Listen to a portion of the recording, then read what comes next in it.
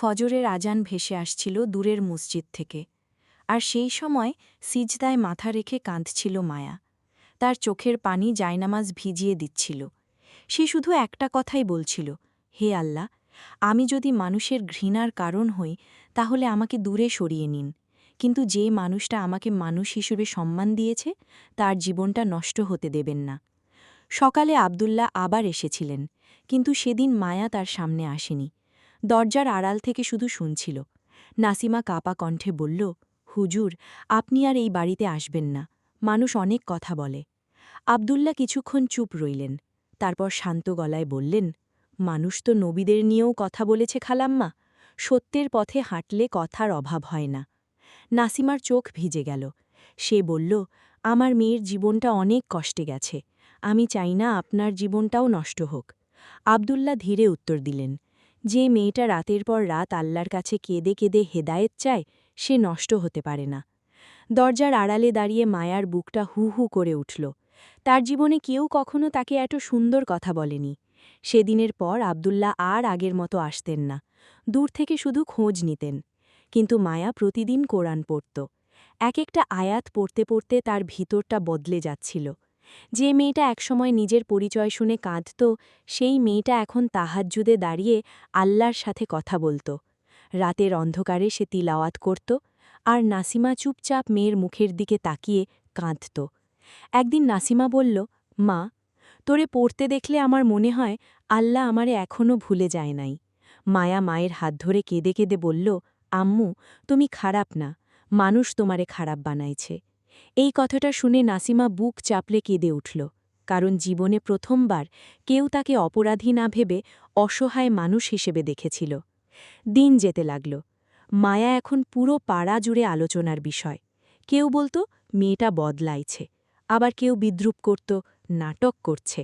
কিন্তু মায়া এখন আর মানুষের কথায় ভাঙত না, কারণ সে কোরআনের ভিতর শান্তি খুঁজে পেয়েছিল। এক বিকেলে মসজিদের পাশ দিয়ে যাবার সময় হঠাৎ কিছু ছেলে তাকে অপমান করতে শুরু করল। এই যে হাফেজা, রাতের রানী আবার পর্দা করে। সবাই হেসে উঠল। মায়ার চোখে পানি চলে এলো। সে মাথা নিচু করে হাঁটতে লাগল। ঠিক তখন পিছন থেকে কঠিন একটা কণ্ঠ ভেসে এলো, চুপ করুন। সবাই তাকিয়ে দেখে আব্দুল্লাহ দাঁড়িয়ে। তার চোখে রাগ, কিন্তু কণ্ঠে কষ্ট। তিনি বললেন, কাউটে তার জন্ম দিয়ে বিচার করার অধিকার আপনাদের কে দিয়েছে? ছেলেগুলো চুপ হয়ে গেল। আব্দুল্লাহ আবার বললেন, আল্লাহ যদি কারোর হৃদয় বদলে দেন, তাহলে তাকে অপমান করা মানে আল্লাহর রহমতকে অপমান করা। মায়া কাঁদতে কাঁদতে সেখান থেকে চলে গেল।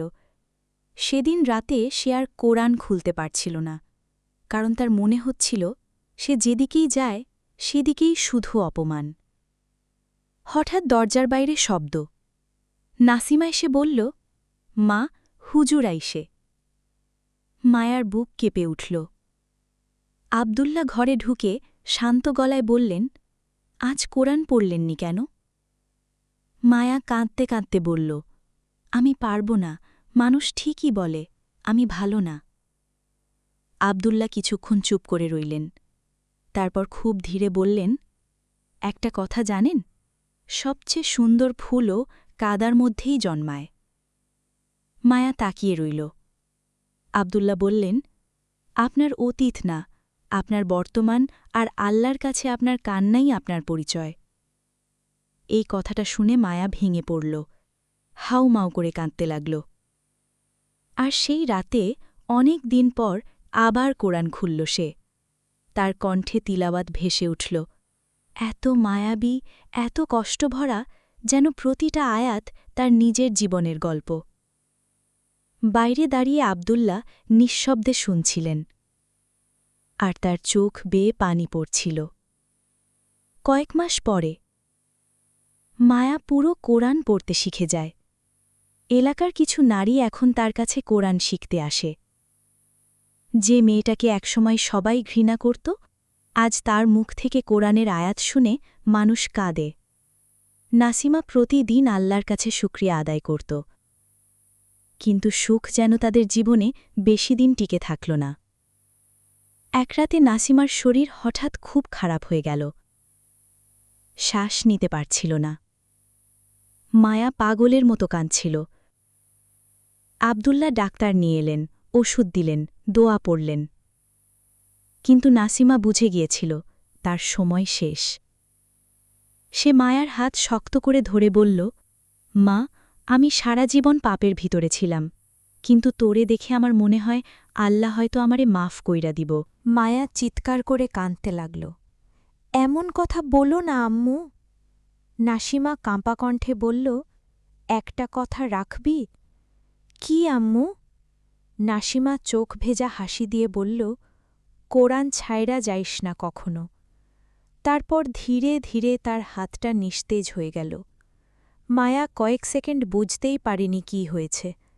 তারপর যখন বুঝল, সে মায়ের নিথর দেহ জড়িয়ে এমনভাবে কাঁদতে লাগল যেন পৃথিবীর সব কষ্ট একসাথে তার বুকের উপর ভেঙে পড়েছে। সেই রাতের কান্না শুনে পুরো মহল্লা নিস্তব্ধ হয়ে গিয়েছিল। আর দরজার বাইরে দাঁড়িয়ে আব্দুল্লাহ আকাশের দিকে তাকিয়ে শুধু একটা কথাই বলছিলেন, হে আল্লাহ, এত কষ্টের পর এই মেয়েটাকে আর ভেঙে দেবেন না।